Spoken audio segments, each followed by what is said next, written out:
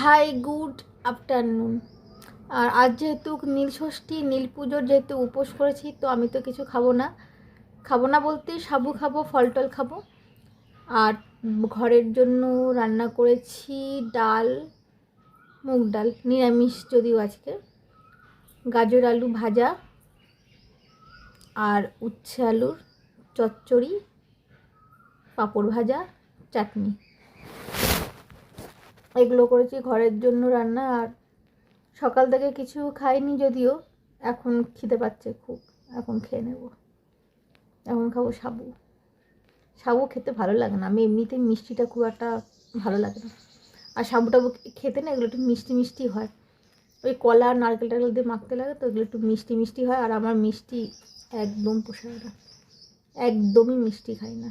ঝাল হোক তাতে আমি রাজি। ঝাল খেতে ঠিক আছে, তা বলে অতিরিক্ত সেই একদম ঝাল না, তবুও ঝালটা ভাল লাগে, কিন্তু মিষ্টিটা আমার ঠিক ভালো লাগে না, একদমই ভালো লাগে না। আর পাচ্ছে ঘুম ঘুম, একটু ঘুমিয়েও নি, ঘুম পাচ্ছে। উপোস টুপোস করলে এমনিতেও ঘুম পায়, আমার তো এমনিই ঘুম পায়, উপোস করলে আরও মনে ঘুম পাবে, আরও ঘুম পাচ্ছে আর কি। তো সবাই কি করছো? Tata, good afternoon, by.